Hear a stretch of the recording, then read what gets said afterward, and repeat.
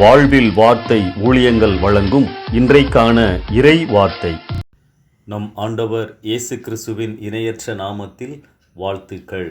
ஒவ்வொரு நாள் அதிகாலையிலும் யூடியூப் வழியாக இன்றைக்கான இறை செய்தியை அனுப்புவதற்கு ஆண்டவர் உதவி செய்கிறார். நன்றி செலுத்துகிறேன். இந்த செய்திகள் அநேகருக்கு பிரயோஜனமாக ஆசீர்வாதமாக இருப்பதற்காக நன்றி செலுத்துகிறேன். அநேகர் இந்த செய்திகளை கேட்டு பிறருக்கும் ஃபார்வர்ட் பண்ணுகிறீர்கள். மகிழ்ச்சியோடு நன்றி கூறுகிறேன். இயேசு கிறிஸ்து கெத்செமனேயில் ஜெபித்த நிகழ்வில் ஜெபத்தின் மேன்மையை அறிந்து கொள்ளலாம். லூக்கா 22 அதிகாரம் 39 முதல் 46 வசனங்களில் இந்த காட்சியை காணலாம்.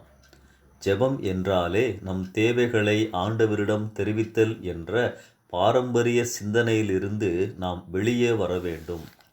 இயேசு ஜெபிக்க வழக்கமான இடத்தை தெரிந்தெடுத்து ஜெபிக்கிறவராக இருந்தார். ஜெபிப்பது என்பது அவர் வாழ்வின் ஒரு அங்கமாகவே இருந்தது. எனக்கு அப்படி ஒரு இடம் என் வீட்டில் உண்டா என்று உங்களையே கேட்டு பாருங்கள். இயேசு கிறிஸ்து ஏறெடுத்த இந்த ஜெபத்தில் 3 உண்மைகளை நாம் புரிந்து கொள்ள முடியும். முதலாவது, நம் ஆவிக்குரிய வாழ்வில் விழாமல் இருக்க, சோதனைகளில் உட்படாதிருக்க ஜெபம் நமக்கு உதவி செய்கின்றது. அந்தந்த சமயத்தில் விழிப்புணர்வையும் ஞானத்தையும் சுய கட்டுப்பாட்டுடன் இருக்க வேண்டிய பலனையும் ஜெபம் கொடுக்கின்றது. இயேசு சீஷர்களிடம் சொல்லும் வார்த்தைகளை கவனியுங்கள். சோதனைக்கு உட்படாதபடிக்கு எழுந்திருந்து ஜெபம் பண்ணுங்கள்.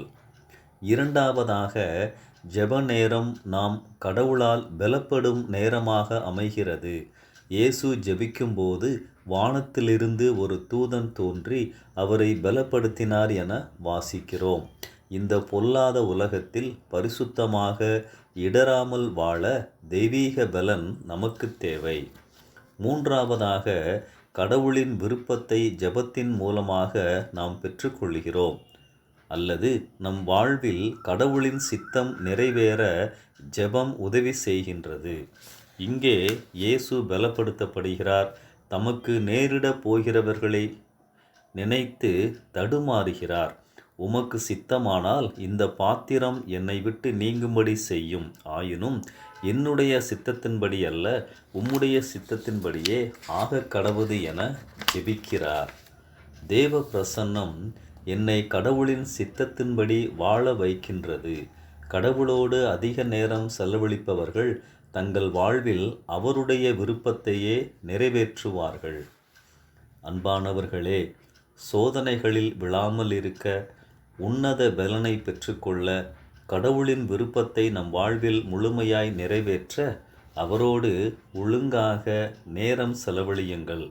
ஜெபம் என்றால் என் நேசரோடு மனம் விட்டு பேசுதல், பாரங்களை பகிர்தல், காத்திருத்தல், அமைதியாய் அமர்ந்திருத்தல், முழுமையாய் நம்புதல், வார்த்தைகளை தியானித்தல், விளக்கங்களை கேட்டல், புரிந்து கொள்ளுதல், இவைகளை உள்ளடக்கியதாகும். அவசரமாக லௌகீக தேவைகளை மாத்திரம் சொல்லிவிட்டு ஓடுவதல்ல ஜெபம். அவருடைய பிரசன்னத்தில் முழுமையாக திளைப்பது. இனி நம் ஜெப நேரங்கள் அர்த்தமுள்ளதாக இருப்பதாக. இந்த சிந்தனையோடு இந்த நாளை ஆரம்பிப்போம். கர்த்தர் உங்களை ஆசீர்வதிப்பாராக. ஆமென்.